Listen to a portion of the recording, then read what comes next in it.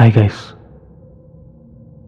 మీరు చదువుకోవడానికి ఇంటి నుంచి దూరంగా ఉన్న ఏదైనా కాలేజీలో జాయిన్ అయ్యారనుకోండి. అక్కడ ఏదో హాస్టల్ చూసుకొని ఉండాలి. మీరుంటున్న హాస్టల్లో మొదటి రాత్రే మీకు భయంకరమైన ఇన్సిడెంట్ జరిగిందనుకోండి. ఐ మీన్ మీరు ఏదైనా ఒక భయంకరమైన నీడ లాంటిది చూసి భయపడ్డారనుకోండి. కాలేజ్కి కాదు కదా, ఆ రూమ్లో ఉండడానికి కూడా భయపడతారు కదా. మళ్ళీ దాని వైపు కూడా చూడాలనుకోరు. ఇది నేను మీతో చెప్తున్న కథ అని మీరు అనుకుంటున్నారు. కానీ నిజంగా మీతో ఇలా జరిగితే ఎలా ఉంటుందో ఒక్కసారి ఊహించుకోండి. ఇలాంటి హాస్టల్స్ ఎక్కడుంటాయని మీరు ఆలోచిస్తున్నారా? మన దేశంలో అలాంటి కాలేజెస్, అలాంటి హాస్టల్స్ చాలా ఉన్నాయి. ఇన్ఫ్యాక్ట్ ఇంకా చాలా భయంకరమైనవి కూడా ఉన్నాయి. మీరు ఒక్కరోజు రాత్రి కూడా అక్కడ ఉండలేరు. ఈ కథ చండీగఢ్లోని ఒక కాలేజ్ గురించి. ఆ కాలేజ్ పేరు నేను చెప్పాలనుకోవడం లేదు, కానీ చండీగఢ్ లేదా పంజాబ్ ప్రాంతాల్లో ఉన్న వాళ్ళకి ఆ కాలేజ్ ఏంటో, అది ఎక్కడుందో, దాని చరిత్ర ఏంటో బాగా తెలుసు. ఈ వీడియో స్టార్ట్ చేసే ముందు ఇలాంటి horror, mysterious and historical videos కోసం ఈ ఛానల్ని సబ్స్క్రైబ్ చేసుకోండి. ఇక లేట్ చేయకుండా కథలోకి వెళ్దాం. ఇది 2008లో చండీగఢ్లో చదువుకోవడానికి వెళ్ళిన దిల్ప్రీత్ కథ. ఆమె నిజానికి లుధియానాలో ఉండేది. ఆమె తల్లిదండ్రులు ఆమెను దగ్గరలో ఉన్న ఏదైనా యూనివర్సిటీలో చేర్చాలని అనుకున్నారు. అందుకే ఆమెను చండీగఢ్లోని ఒక కాలేజీలో జాయిన్ చేస్తారు. అయితే దిల్ప్రీత్ ఒంటరిగా ఉండాల్సి వస్తుందని తెలిసి బాధపడింది. తల్లిదండ్రులు లేకుండా ఒంటరిగా ఉండటం ఆమెకు కొత్త. ఆమెకు హోమ్సిక్ అవుతానేమోనని కొంచెం భయం ఉంది. అలా భయపడుతూనే వెళ్ళి కాలేజీలో జాయిన్ అయింది.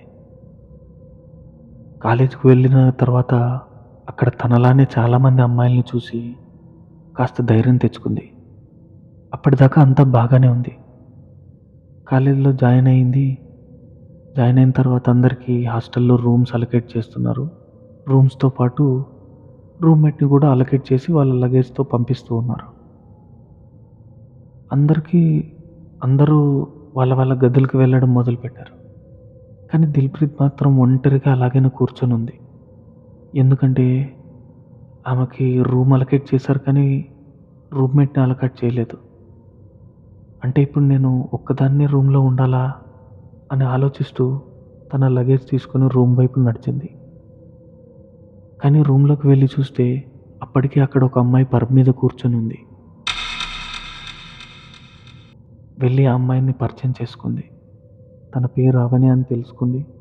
అవని తన క్లాస్ ఫెయిల్ అయింది కాబట్టి ముందుగానే ఆ రూమ్లో ఉందని చెప్పింది. ఆమె రూమ్మేట్ పాస్ అయ్యి వెళ్ళిపోయింది కాబట్టి సీనియర్స్ ఉండే హాస్టల్కి వెళ్ళిపోయింది అని చెప్పింది. అవని ఈ విషయంలో చాలా బాధపడుతోంది. దిల్ప్రీత్ చాలా కైండ్ హార్టెడ్ పర్సన్.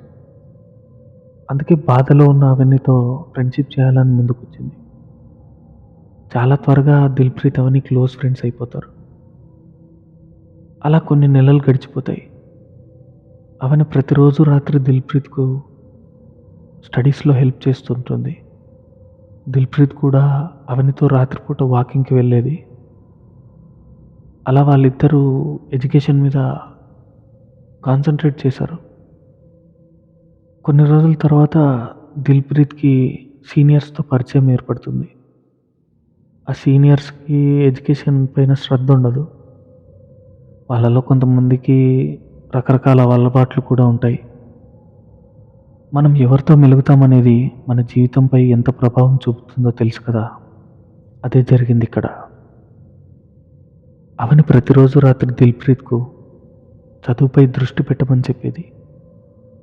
ఆ సీనియర్స్తో తిరగడం తగ్గించమని చెప్పేది. లేకపోతే నీ పరిస్థితి కూడా నాలానే అవుతుందని చెప్పేది. ఒక్కసారి ఫెయిల్ అయితే నిన్నెవరూ యాక్సెప్ట్ చేయరు. నీ పేరెంట్స్ కూడా నిన్ను యాక్సెప్ట్ చేయరు. అంతెందుకు, నిన్ను నువ్వు కూడా యాక్సెప్ట్ చేసుకోలేవని చెప్పేది. ఇదంతా విన్న దిల్ప్రీత్ సరేలే వదిలేయంది. ఆ తర్వాత చూస్తూనే ఎగ్జామ్స్ దగ్గరికి వచ్చాయి. దిల్ప్రీత్ ఎగ్జామ్స్కి అస్సలు చదువుకోలేదు. ఎగ్జామ్ హాల్లోకి వెళ్ళిన దిల్ప్రీత్కి అవని ఎక్కడా కనిపించలేదు. అదే విషయం ఇన్విజిలేటర్ని అడిగింది. ఆమె అవేం పట్టించుకోకుండా తన పనిలో తను మునిగిపోయింది. ఎగ్జామ్ రాసి రూమ్కి తిరిగి వచ్చిన దిల్ప్రీత్ షాక్ అయింది. ఎందుకంటే అక్కడ అవనికి సంబంధించిన ఏ వస్తువులు లేవు. తన బెడ్షీట్, తన లగేజ్, బట్టలు, బుక్స్ ఏవీ లేవు. దిల్ప్రీత్ చుట్టుపక్కల అందరినీ అడిగి చూసింది, ఎవరైనా అవనిని చూశారా అని. ఎవరు తెలీదని చెప్పారు. మరికొందరైతే అసలు అవని ఎవరు అని అడిగారు. సరే చేసేదేం లేక తిరిగి రూమ్లోకి వెళ్ళిపోయింది. రూమ్లోకి వెళ్ళిన దిల్ప్రీత్కి టేబుల్ పైన ఒక లెటర్ కనిపిస్తుంది. అందులో బాగా చదువుకో అని రాసి ఉంటుంది. ఆ లెటర్ని అప్పుడు దిల్ప్రీత్ ఈజీగా తీసుకొని వదిలేసింది. తర్వాత తన ఫ్రెండ్స్తో ఎక్కువ టైం స్పెండ్ చేసింది. ఎగ్జామ్స్ అయిపోయాయి, హాలిడేస్ స్టార్ట్ అయ్యాయి. అందరూ వాళ్ళ వాళ్ళ ఇళ్ళకి వెళ్ళడానికి రెడీ అవుతున్నారు. కానీ దిల్ప్రీత్కి మాత్రం ఇంటికి వెళ్ళాలని అనిపించలేదు. ఆమె హాస్టల్లోనే ఉండి ఫ్రెండ్స్తో కాస్త టైం స్పెండ్ చేయాలని అనుకుంటుంది. ఫ్రెండ్స్ అంతా కలిసి హాలిడేస్లో ఏమేం చేయాలని ఒక ప్లాన్ చేసుకుంటారు. కానీ వాళ్ళ ప్లాన్స్ అన్నీ క్యాన్సిల్ అవుతాయి. ఎందుకంటే అక్కడ భారీగా వర్షం పడడం స్టార్ట్ అవుతుంది. వాళ్ళు రూమ్లోంచి బయటికి వెళ్ళలేనంత వర్షం పడుతూ ఉంటుంది. ఇంకా చేసేదేం లేక దిల్ప్రీత్ నిశ్శబ్దంగా తన రూమ్లో కూర్చొని ఉంటుంది. మిగతా అమ్మాయిలు కారిడార్లో ఉన్నారు. దిల్ప్రీత్ కూడా బయటకు వెళ్ళింది. అలా ఆకాశం వైపు చూసింది. అప్పుడు భారీగా ఒక మెరుపు మెరిసింది.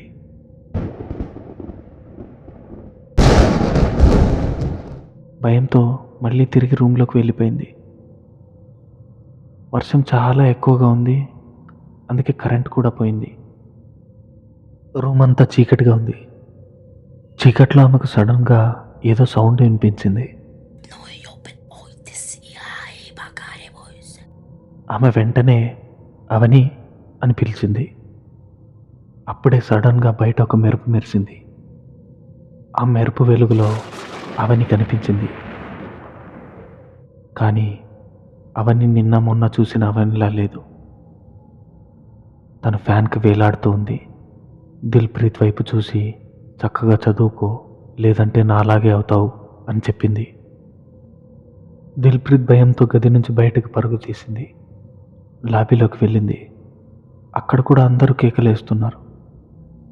దిల్ప్రీత్ పరిగెత్తుకుంటూ ఆ అమ్మాయిల దగ్గరికి వెళ్ళి, ఏమైంది, మీరంతా ఏం చూస్తున్నారు, ఎందుకు అందరూ కేకలేస్తున్నారు అని అడిగింది. అప్పుడు అమ్మాయిలు ఆకాశం వైపు చూపించారు. అవని ఆకాశంలో తేలుతున్నట్టు కనిపించింది. ఇది చూడ్డానికి చాలా విచిత్రంగా ఉంది, వినడానికి కూడా అలాగే ఉంది. కానీ వాళ్ళు నిజంగా అవని ఆకాశంలో తేలుతున్నది చూశారు. ఈ ఇన్సిడెంట్ తర్వాత ఆ హాస్టల్ని వెంటనే ఖాళీ చేయించారు. అక్కడ అవని ఆత్మ తిరుగుతుందని అందరూ భయపడ్డారు. కానీ కొంతమంది స్టూడెంట్స్ మాత్రం శారదం ముగిసిన తర్వాత మనం ఇక్కడ ఒక హోమం చేద్దాం, ఎందుకంటే అవని ఆత్మ ఇక్కడే తిరుగుతూ ఉంటుంది, ఆమె ఎవరిని బ్రతకనివ్వదు, ఎప్పుడు ఎవరికో ఒకరికి కనిపిస్తూనే ఉంటుంది, ఆమెను చూసిన వాళ్ళు ఆమెను ఎప్పుడూ మర్చిపోలేరు. సో హోమం చేస్తే తన ఆత్మ శాంతించి ఇక్కడి నుంచి వెళ్ళిపోతుందని అన్నారు. తర్వాత దిల్ప్రీత్కి తెలిసింది ఏంటంటే 2007లో తనుంటున్న రూమ్లో అవని ఉండేదని, తన పేరెంట్స్ ఎక్స్పెక్టేషన్కి తగ్గట్టు చదవలేక ప్రెషర్ తట్టుకోలేక సూసైడ్ చేసుకుని చనిపోయిందని తెలుస్తుంది. ఆ కాలేజీలో 2002లో మరో ఇన్సిడెంట్ జరిగింది. 3 ప్రొఫెసర్స్ ఒకే రోజు హార్ట్ అటాక్తో ఒకరి తర్వాత ఒకరు చనిపోయారు. దానికి కారణం 80స్లో ఆ కాలేజీలో ఒక ఫార్మా స్టూడెంట్ ఉండేవాడంట. అతను ప్రాజెక్ట్ రిపోర్ట్ టైంకి సబ్మిట్ చేయలేదని, తక్కువ మార్కులు ఇచ్చారని అతను ల్యాబ్లోకి వెళ్ళి తన పైన యాసిడ్ పోసుకొని చనిపోయాడు. అప్పటి నుంచి అతని ఆత్మ ఆ కాలేజీలో తిరుగుతుందని అందరూ నమ్ముతారు.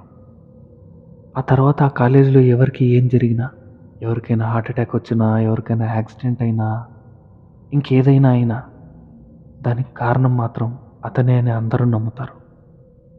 ఎందుకంటే అతను ఏం చేస్తాడో అందరికీ తెలుసు. అతను ఆ కాలేజీలో అందరినీ భయపెట్టడానికి ప్రయత్నిస్తాడు. సడన్గా ఎవరికైనా కనిపిస్తాడు. అలా సడన్గా ఎవరికైనా ఆత్మ కనిపిస్తే భయపడతారు. అలా భయపడి కొంతమందికి హార్ట్ అటాక్ కూడా వచ్చి చనిపోతారు. అలా చనిపోయిన వాళ్ళే ఈ ముగ్గురు ప్రొఫెసర్స్.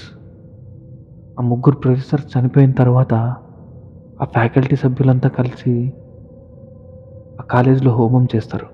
అట్లీస్ట్ అతని ఆత్మ శాంతిస్తుందేమోనని. అతని ఆత్మ ఆ కాలేజీలో ఒక గార్డెనర్‌ని, వాచ్‌మెన్‌ని, ఇంకో ఇద్దరు పిల్లల్ని కూడా చంపిందని చెప్తా ఉంటారు. ఆ యూనివర్సిటీకి డెత్ కర్స్ అని పేరు కూడా పెట్టారు. ఆత్మలు మరణించిన తర్వాత తమను చంపినట్లే ఇతరులను కూడా చంపాలని కోరుకుంటాయి. అవి ఎప్పుడూ అందరిని భయపెట్టాలని ప్రయత్నిస్తూ ఉంటాయి. అవి మనల్ని కూడా వాటిలాగే మార్చాలని కోరుకుంటాయి. 2002, 2007 మధ్యలో ఈ ఇన్సిడెంట్స్ జరిగాయి. హోమం చేసిన తర్వాత యూనివర్సిటీలో ఎలాంటి మార్పు వచ్చిందో తెలీదు కానీ, చండీగఢ్ యూనివర్సిటీ మాత్రం బాగానే రన్ అవుతుంది. ఈ వీడియో ఎండ్‌లో నేను మీకు చెప్పేదొకటే. ఎగ్జామ్స్ ఇంపార్టెంటే. మార్క్స్ కూడా ఇంపార్టెంటే. కానీ మార్క్స్ జీవితాన్ని డిసైడ్ చేయలేవు. చాలా తక్కువ మార్కులొచ్చిన వాళ్ళు కూడా జీవితంలో సక్సెస్ అయిన వాళ్ళు చాలామందే ఉంటారు. కాబట్టి ఎగ్జామ్స్ గురించి భయపడకండి. మీ ఫ్యామిలీ, మీ ఫ్యూచర్ గురించి ఆలోచించండి. బాయ్.